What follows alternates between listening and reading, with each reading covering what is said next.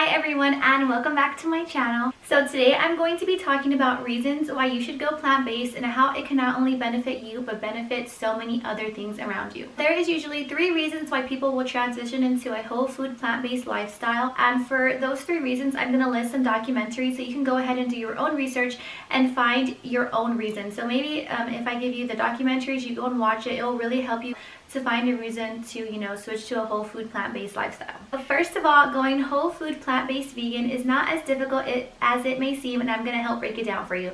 So usually you have to find motivation as to why you want to go plant-based. Once you find your motivation about going plant-based, it'll be much easier for you to stick to this lifestyle because you actually have motive behind it. So the first reason I'm going to mention, and the reason why I switched to a whole food plant-based diet, is health reasons. I'm going to go ahead and talk about some of my health related reasons why I switched, and maybe you can relate to some of this and it can help you guys out. So I've had anxiety for the past 4 or 5 years, and up until about 6 months ago it was pretty manageable, but that's not saying much because anxiety is pretty hard to live with and deal with.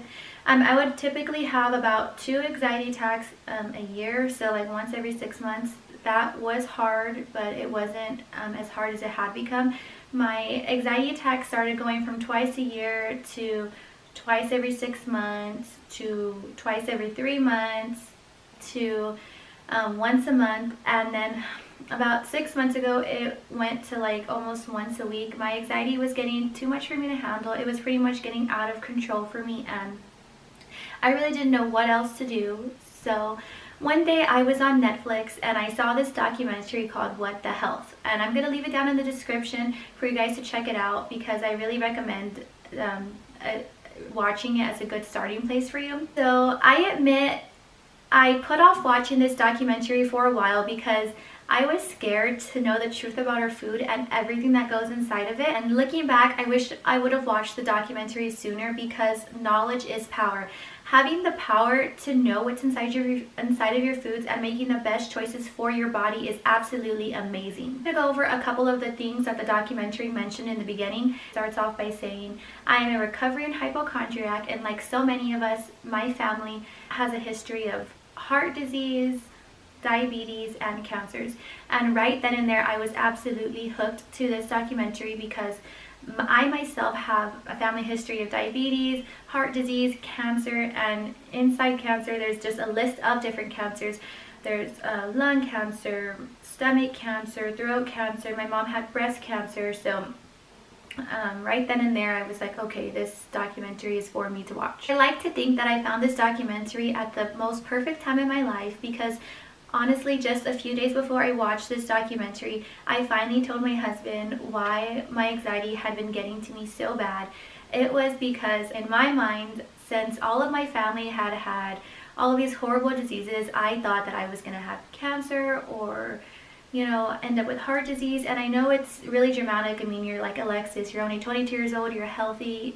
But in my mind, it just really felt like that.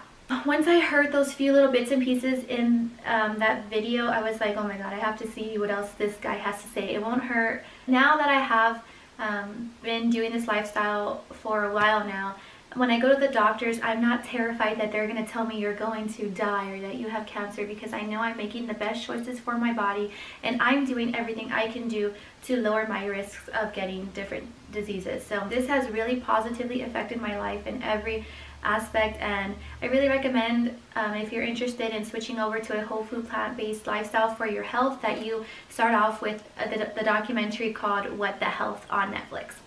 So the second reason I'm going to talk to you about is the animals. And to educate yourself on this topic, I would highly recommend the documentary EARTHLINGS, as it truly shows the horrors of factory farming and the unethical treatment of animals behind it. I once read a quote, and I don't remember how exactly it was worded, but it was something on the lines of, if all slaughterhouses had glass walls, we would no longer be eating meat.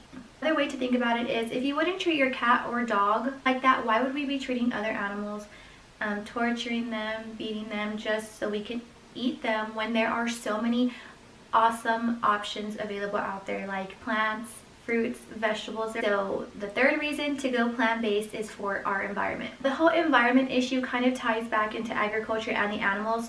Animal agriculture produces more emissions than all transportation combined. So that's trains, trucks, cars, airplanes, boats, all of that combined. Animal agriculture for meat and dairy is expected to rise by 80% by 2050 if we don't do something about it now.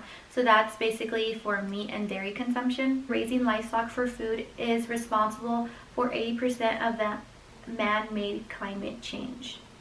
Also, raising agriculture, the water footprint on it is just out of control. It takes 2,500 gallons to produce 1 pound of meat, and that's 660 gallons for one hamburger. So simply voting with your dollar and not buying into the meat and dairy industry can drastically improve our environment. And the documentary I recommend to do some more research on the environmental aspect of this is called